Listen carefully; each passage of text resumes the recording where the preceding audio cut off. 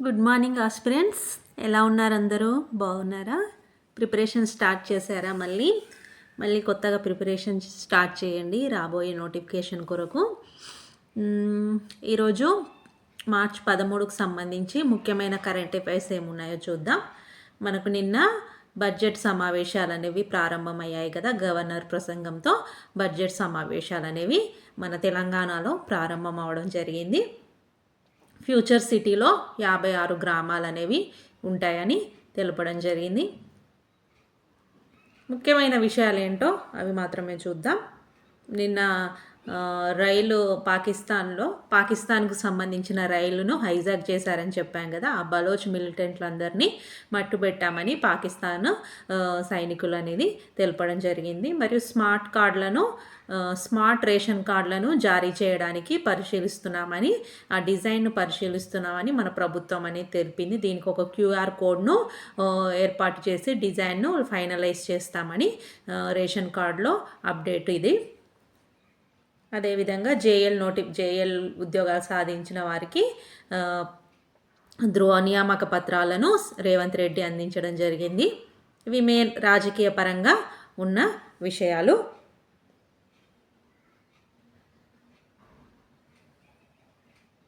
ఏప్రిల్లో గద్దర్ అవార్డుల ప్రదానం ఉంటుందని కూడా తెలపడం జరిగింది. మనకు నంది అవార్డుల స్థానంలో ఇప్పుడు మన తెలంగాణ ప్రభుత్వం అనేది గద్దర్ అవార్డులను ప్రవేశపెట్టడం జరిగింది కదా. వాటిని ఏప్రిల్ నుంచి అందిస్తామని సినీ నిర్మాత దిల్ రాజు వెల్లడించడం జరిగింది.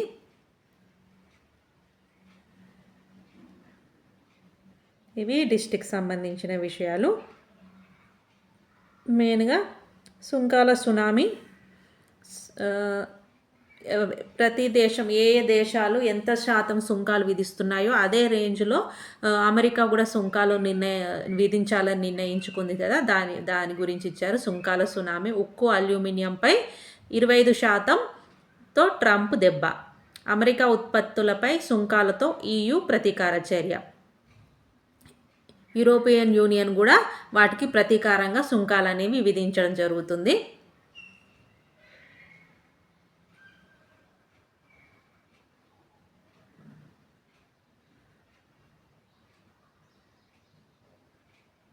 అందరి మీద ఇదే రకంగా ప్రతీకార సుంకాలు విధిస్తున్నాడు అమెరికా అధ్యక్షుడు డొనాల్డ్ ట్రంప్. మరియు చౌకైన కొత్త తరం పోలియో టీకా చౌకైన కొత్త తరం పోలియో టీకాను శాస్త్రవేత్తలు కనుగొన్నారు. లండన్లోని అందరికీ అందుబాటు ధరల్లో కొత్త తరం పోలియో టీకా త్వరలో అందుబాటులోకి రానుంది. లీడ్స్ విశ్వవిద్యాలయం నేతృత్వంలో ఈ టీకాను ఆవిష్కరించారు. వైరస్ లాంటి పార్టికల్స్ను వినియోగించుకొని ఈ టీకా తయారు చేయడం ద్వారా శాస్త్రవేత్తలు ముందడుగు వేయడం జరిగింది. ఈ పార్టికల్స్ పోలియో వైరస్లోని ఔటర్ ప్రోటీన్ షెల్ను పోలి ఉంటాయి.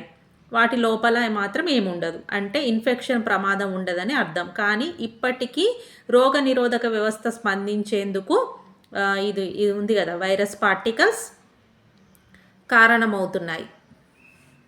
శాస్త్రవేత్తలు నురగ, కీటకాలు, క్షీరదాలు, మొక్కల సెల్స్ను స్పందన వ్యవస్థలుగా చేసుకొని దీన్ని ఉత్పత్తి చేశారు. నేచర్ కమ్యూనికేషన్లో ప్రచురితమైన పత్రం ప్రకారం నురగ, కీటకాల సెల్స్లో ఉత్పత్తి చేసిన ఈ టీకా ప్రస్తుతం అందుబాటులో ఉన్న నిష్పేషీకరించిన పోలియో టీకాతో సమానంగా కానీ అంతకంటే అధికంగా కానీ పనితీరు కనబరుస్తుందని వీళ్ళు శాస్త్రవేత్తలు, లండన్ చెందిన శాస్త్రవేత్తలు తెలపడం జరిగింది.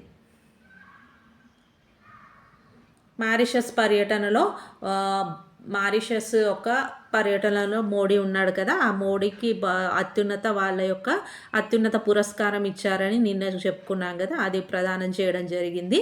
ఆ పురస్కారం ఏంటిదంటే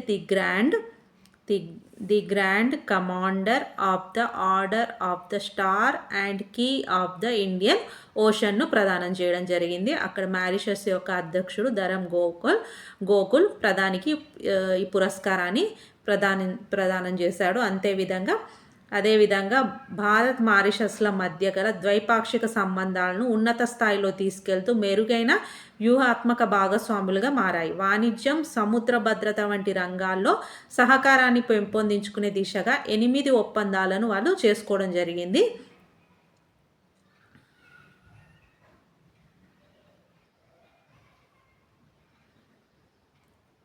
ఈ సందర్భంగా దక్షిణార్ధగోళ దేశాలపై భారత్ నూతన దృక్కోణాన్ని మోడీ ప్రకటించారు.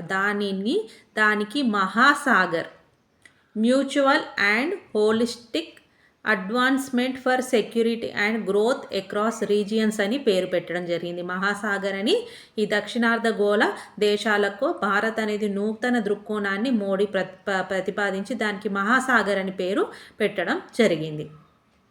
హిందూ మహాసముద్రంలో చైనా తన ఉనికిని పెంచుకునేందుకు చేస్తున్న ప్రయత్నాల నేపథ్యంలో మోడీ ఈ తాజా విధానాన్ని ప్రకటించారు.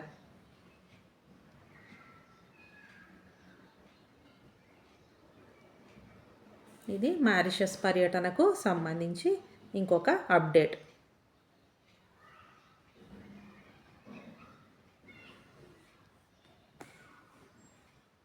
తేజస్ నుంచి విజయవంతంగా అస్త్ర పరీక్ష. దేశీయంగా అభివృద్ధి పరిచిన తేజస్ యుద్ధ విమానం నుంచి బుధవారం గగనతలం లక్ష్యాలను ఛేదించే అస్త్ర క్షిపణిని విజయవంతంగా ఈ తేజస్ నుంచి అస్త్ర క్షిపణిని విజయవంతంగా ప్రయోగించారు. ఒడిశాలోని చాందీపూర్లో ఈ ప్రయోగాన్ని చేపట్టారు. ఈ ప్రయోగ పరీక్షల సందర్భంగా గాల్లో ఎగురుతున్న లక్ష్యాలను ఈ క్షిపణి నేరుగా కూల్చేసిందని తెలిపారు. క్షిపణిలోని అన్ని వ్యవస్థలు సక్రమంగా పనిచేస్తున్నట్టు గుర్తించడం జరిగింది. ఇది తేజస్ యొక్క విజయం. అస్త్ర పరీక్ష.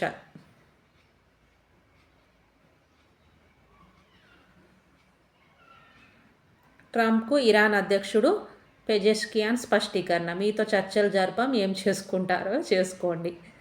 అణు ఒప్పందంపై అగ్రరాజ్యంలో చర్చలు జరిపేందుకు తాము సిద్ధంగా లేమని ఇరాన్ అధ్యక్షుడు మసౌద్ పెజెష్కియాన్ స్పష్టం చేశాడు. ఇరాన్తో చర్చలకు తాను సముఖంగా ఉన్నట్టు అమెరికా అధ్యక్షుడు డొనాల్డ్ ట్రంప్ ఇటీవల ప్రకటన చేశారు. కానీ ఈ ప్రతిపాదనను ఇరాన్ అధ్యక్షుడు తిరస్కరించడం జరిగింది.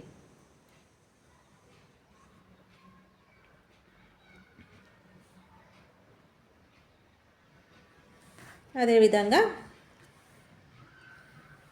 సైన్స్ అండ్ టెక్నాలజీకి సంబంధించి అంతరిక్షాన్ని జల్లెడ పట్టి విశ్వజన్మ రహస్య ఛేదనే లక్ష్యంగా నాసా అనేది ఒక టెలిస్కోప్ స్పియరెక్స్ టెలిస్కోప్ను ప్రయోగించింది. స్పియరెక్స్ టెలిస్కోప్ అనేది దేనికి సంబంధించిందంటే అనంత విశ్వ పుట్టుక విస్తరణ రహస్యాన్ని కనుగొనేందుకు మరో భారీ ప్రయత్నం అనేది ఆరంభమైంది. గతంలో ఎన్నడూ లేనంత సమగ్రంగా స్పష్టంగా మొత్తం భౌగోళ సమాచారాన్ని చిత్రాల్ని మానవాళికి అందించేందుకు స్పియరెక్స్ టెలిస్కోప్ అబ్జర్వేటరీని నాసా అనేది మంగళవారం ప్రయోగించింది.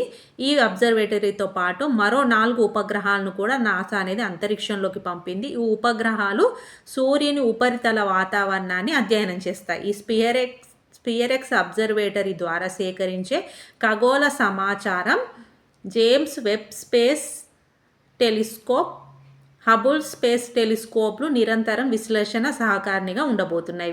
వీటికి ఏ టెలిస్కోప్లు జేమ్స్ వెబ్ స్పేస్ టెలిస్కోప్ మరియు హబుల్ స్పేస్ టెలిస్కోప్లు నిరంతరంగా విశ్లేషణకు సహాయకారినిగా ఉండబోతున్నాయి. అదేవిధంగా అనంతమైన ఆకాశం మొత్తాన్ని అవలోకిస్తూ నక్షత్ర మండలాలు ఎప్పుడు ఎలా ఆవిర్భవించాయి అనేది ప్రయోగం చేయబోతున్నారు. మరియు జీవ భూమండలానికి ఎలా చేరింది, ఈ అనంత విశ్వంలో జీవి భూమి మీద మాత్రమే ఉందా, ఇతర నక్షత్ర మండలాల్లో ఎక్కడైనా ఉందా వంటి మౌలిక ప్రశ్నలకు ఈ స్పియరెక్స్ అబ్జర్వేటరీ సమాధానం కనుగొంటుందని శాస్త్రవేత్తలు అంటున్నారు. ఈ స్పేస్ ఎక్స్గా ప్రసిద్ధమైన స్పేస్ ఎక్స్ప్లోరేషన్ టెక్నాలజీస్ సంస్థ కాలిఫోర్నియా నుంచి స్పియరెక్స్ టెలిస్కోప్ అబ్జర్వేటరీని ప్రయోగించింది. ఈ అబ్జర్వేటరీ పరారుణ ఇన్ఫ్రారెడ్ కిరణాల సహాయంతో అంతరిక్షాన్ని పరిశీలిస్తుంది. 6 నెలలకు ఒకసారి తాను దర్శించిన ఖగోళ పార్శ్వానికి సంబంధించిన 3D చిత్రాన్ని రూపొందిస్తుంది. మరియు ఈ చిత్రాన్ని విశ్లేషించడం ద్వారా అనంతాకాశంలోని నక్షత్రాలు, గ్రహాల రసాయనిక నిర్మాణం ఎలా ఉంది మరియు ఖగోళంలో ఎక్కడైనా నీటి వనరులు ఉన్నాయో అన్న విషయాన్ని సూక్ష్మంగా అధ్యయనం చేయడానికి ఉపయోగపడుతుంది. ఈ స్పేస్ ఎక్స్ రాకెట్ నుంచి విడిపోయి అంతరిక్షం దిశగా పయనిస్తున్న టెలిస్కోప్. ఇది విజయవంతంగా విడిపోయి అంతరిక్షం దిశగా పయనిస్తుంది. ఈ టెలిస్కోప్ స్పియరెక్స్ టెలిస్కోప్ భూమి పుట్టుకకు సంబంధించిన విషయాలను ఇంకా మరింత క్షుణ్ణంగా తెలుసుకోవడానికి ఈ ప్రయోగం అనేది ఉపయోగపడుతుంది. నెక్స్ట్ పేజీ చూద్దాం. హైదరాబాద్ దిగ్గజ క్రికెటర్ అబీద్ కన్నుమూట. హైదరాబాద్ దిగ్గజ క్రికెటర్ ఈయన సయ్యద్ అబీద్ అలీ. ఈయన 1900 మనకు టెస్ట్ క్రికెట్కి సంబంధించి ఈయన కెప్టెన్గా ఉన్నాడు 1967, 68 ఆ కాలంలో. అదేవిధంగా మనకు కొన్ని రోజులు 2021, 2 మధ్య అబీద్ ఆంధ్ర రంజీ జట్టుకు కోచ్గా కూడా వ్యవహరించాడు. మరియు ఆయన యొక్క విజయాలు ఇవన్నీ.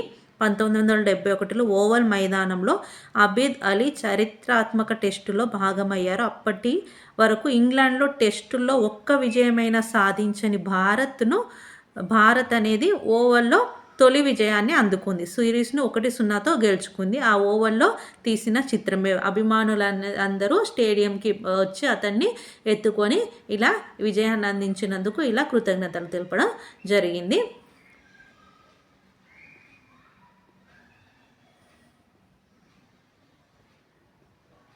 ఈయన భారత్ క్రికెట్ జట్టుకు 28 టెస్టుల్లో ప్రాతినిధ్యం వహించిన హైదరాబాద్ దిగ్గజ క్రికెటర్. ఈయన అమెరికాలోని కాలిఫోర్నియాలో స్థిరపడ్డాడు.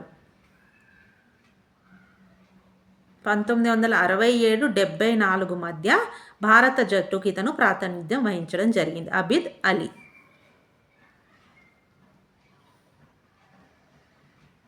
15న రెజ్లింగ్ సెలక్షన్ ట్రయల్స్. నిన్న చెప్పుకున్నాం కదా, జాతీయ క్రీడా సమైక్య హోదాను తిరిగి భారత రెజ్లింగ్ సమైక్యకు ఒక జాతీయ క్రీడా హోదాను తిరిగి పొందింది కదా. అది ఆసియా ఛాంపియన్షిప్ కోసం ఈ నెల 15న ఢిల్లీలోని ఇందిరాగాంధీ స్పోర్ట్స్ కాంప్లెక్స్లో సెలక్షన్ ట్రయల్స్ నిర్వహించనుంది. ఈ అమ్మాన్ జోర్దాన్లో ఆసియా ఛాంపియన్షిప్స్ అనేవి జరగబోతుంది. శుభమన్ గిల్కు ఈ ఫిబ్రవరి నెలకు సంబంధించిన ఐసీసీ మేటి ఆటగాడుగా భారత స్టార్ ఓపెనర్ అయిన శుభమన్ గిల్ ఫిబ్రవరి నెలకు గాను ఐసీసీ మేటి ఆటగాడుగా నిలిచాడు. ఫిబ్రవరి నెలకు ఐసీసీ మేటి ఆటగాడుగా ఎవరు నిలిచారంటే శుభమన్ గిల్. ఇతను ఇది ఇలా ICC player of the month award గెలుచుకోవడం గిల్కి ఇది 3వసారి.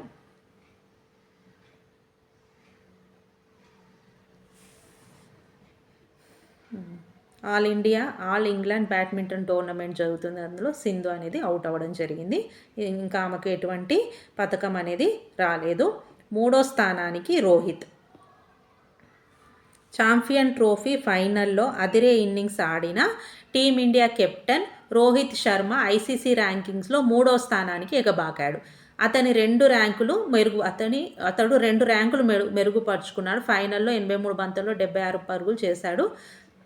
విరాట్ కోహ్లీకి మాత్రం 5వ స్థానం వచ్చింది. శుభమన్ గిల్ మాత్రం ఫస్ట్ ప్లేస్లో ఉన్నాడు. ఫస్ట్ ప్లేస్లో శుభమన్ గిల్, 3వ స్థానంలో మన కెప్టెన్ రోహిత్, 5వ స్థానంలో కోహ్లీ అనేది ఉండడం జరిగింది. శ్రేయాస్ అయ్యర్ 8వ స్థానంలో ఉన్నారు. బౌలర్స్ ర్యాంకింగ్లో న్యూజిలాండ్ కెప్టెన్ షాంటన్ 6 స్థానాలు ఎగుపడి 2వ స్థానంలో ఉన్నాడు. అదేవిధంగా శ్రీలంక ఆఫ్ స్పిన్నర్ తీక్షణ్ ఏమో ఫస్ట్ ప్లేస్లో ఉన్నాడు. కుల్దీప్ యాదవ్కు 3వ స్థానం, జడేజాకు 10వ స్థానం. ఇట్లా వీళ్ళందరూ టాప్ 10లో నిలిచారు. ఆఫ్ఘనిస్తాన్ ఆటగాడైన అజ్మతుల్లా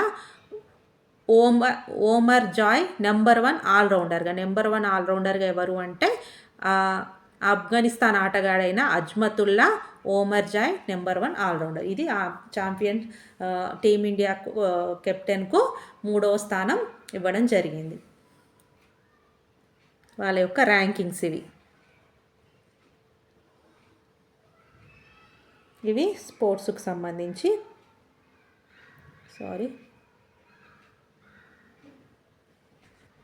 బడ్జెట్, కాంగ్రెస్ కార్యకర్తలు ఇందులో కూడా అంతగా ఏం లేదు.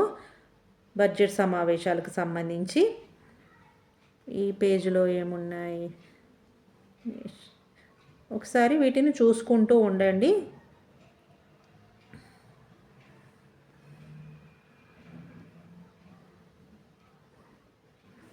మారిషస్లో మాజీ ప్రధానితో కూడా అక్కడ భేటీ అవ్వడం జరిగింది.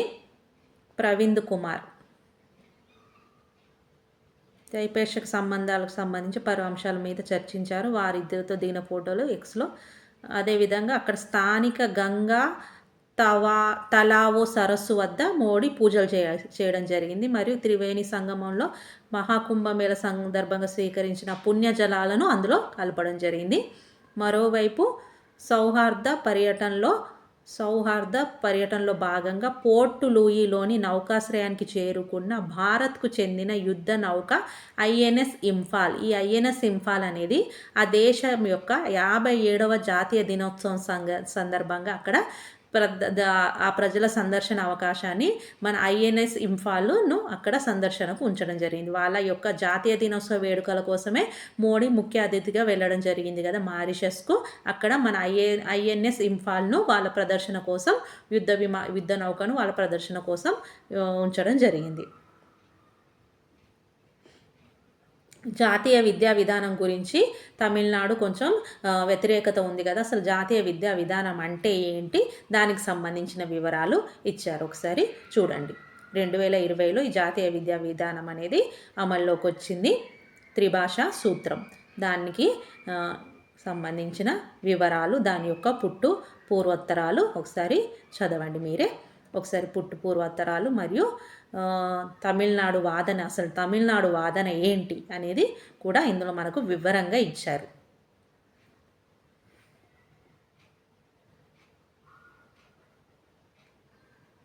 మెయిన్గా ఆ జాతీయ విద్యా విధానాన్ని, త్రిభాషా సూత్రాన్ని తమిళనాడు అనేది అంగీకరించడం లేదు కాబట్టి సమగ్ర శిక్షా అభియాన్ నుంచి దానికి ఆ రాష్ట్రానికి అందవలసిన 573 కోట్లను కేంద్రం అనేది నిలిపివేయడం జరిగింది. కావున ఇంకా వివాదం అనేది ముదురుతుంది.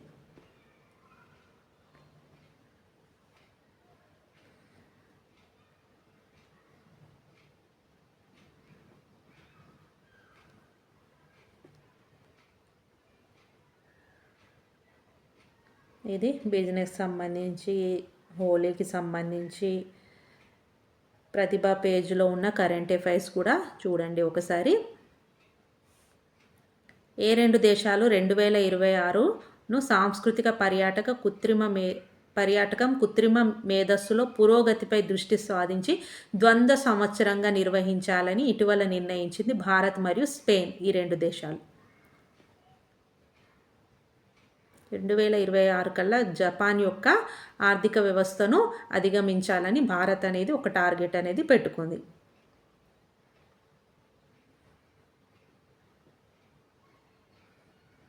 కేంద్ర వేతన సంఘం పిఆర్సీ ఉంటుంది కదా, దాన్ని ఏర్పాటుకు ఇటీవల కేంద్రం అనేది, అది ఎన్నో పిఆర్సీ అనేది క్వశ్చన్ అడిగారు. అది 8వ వేతన సంఘం. అదేవిధంగా భారతీయ రైల్వే ప్రపంచంలోనే అత్యంత శక్తివంతమైన హైడ్రోజన్ ఇంధనంతో నడిచే రైలు ఇంజన్ను అభివృద్ధి చేసింది అని మన రైల్వే మంత్రి అశ్విని వైష్ణవ్ ఎక్కడ ఆ విషయాన్ని వెల్లడించాడంటే 18వ ప్రవాసీ దివాస్ రోజు దాని గురించి చెప్పడం జరిగింది. ఇది ఈ రోజుకు సంబంధించి కరెంట్ అఫైర్స్.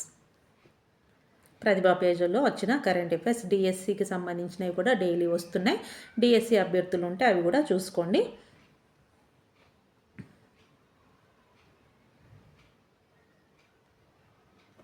ఇవి ఇప్పటి వరకు ఉన్న కరెంట్ అఫైర్స్ బిట్స్. కొత్తగా మన ఛానల్ చూసేవాళ్ళు సబ్స్క్రైబ్ చేసుకోండి, మీకు నోటిఫికేషన్ వస్తుంది. డైలీ కరెంట్ అఫైర్స్ యొక్క అప్డేట్స్ అనేవి ఇందులో ఉంటాయి. Thank you for watching.